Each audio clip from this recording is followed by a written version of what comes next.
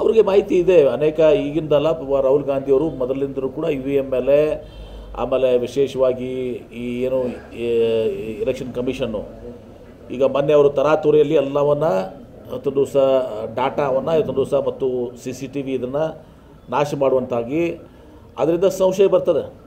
ಏನು ಅಂತ ಆತುರ ಇತ್ತು 45 ದಿವಸದಲ್ಲೇ ಇವತ್ತೊಂದು ದಿವಸ ಎಲ್ಲವನ್ನು ಎರೇಸ್ ಮಾಡಬೇಕು ಅಂತ ಆ ಥರ ಏನಿತ್ತು, ಇದು ಸ್ವಾಭಾವಿಕವಾಗಿ ಹೇಳುವಂಥ. ಹಾಸ್ಪಿಟಾಲಿಟಿ ಕ್ಷೇತ್ರದಲ್ಲಿ ಜಾಗತಿಕ ವೃತ್ತಿಯ ಕನಸು ಇದೆಯಾ? ಜಾಗತಿಕ ಅಧ್ಯಯನ ಉದ್ಯೋಗ ಅವಕಾಶಗಳೊಂದಿಗೆ ಭಾರತದ ನಂಬರ್ 1 IIHM ನಲ್ಲಿ ಓದಿ ಪ್ರವೇಶ ಆರಂಭವಾಗಿದೆ. ಈಗಲೇ ಸೇರಿ. ಪ್ರಶ್ನೆ,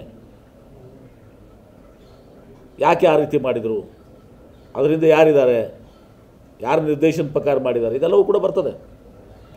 ಥ್ಯಾಂಕ್ ಯು, ಧನ್ಯವಾದಗಳು.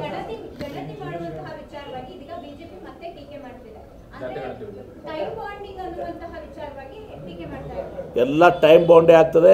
ರಾಜ್ಯದ ಜನಗಣತಿ ಏನಿದೆ ಅದು ಸಾಮಾಜಿಕ ಮತ್ತು ಶೈಕ್ಷಣಿಕ ಸರ್ವೆಯನ್ನು ಒಳಗೊಂಡಿರ್ತದೆ.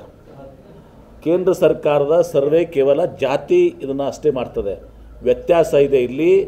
ನಾವು ಸಾಮಾಜಿಕ ಹಾಗೂ ಶೈಕ್ಷಣಿಕ ಸ್ಥಿತಿಗತಿಗಳ ಬಗ್ಗೆ ನಾವು ಅದರಲ್ಲಿ ತಿಳ್ಕೊಳ್ತೀವಿ.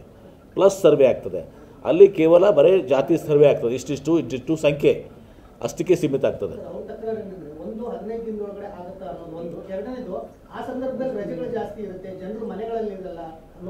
ನೋಡಿ, ಇದನ್ನೆಲ್ಲ ಈ ತಕರಾರು ತಕ್ಕೊಳ್ಳುವಂಥದ್ದು ಎರಡನ್ನೂ ನೀವೇ ಮಾತಾಡ್ತೀರಿ. ತಿರುಗಿ ಮರು ಸಮೀಕ್ಷೆ ಮಾಡೋರು ನೀವೇ, ಈಗ ಈ ರೀತಿ ಮಾತಾಡೋರು ನೀವೇ. ಮೊದಲು ಈ ದ್ವಂದ್ವ ನೀತಿಯನ್ನು ಬಂದ್ ಮಾಡಲಿ ಅಂತ ಹೇಳಿ. Thank you. ಧನ್ಯವಾದ.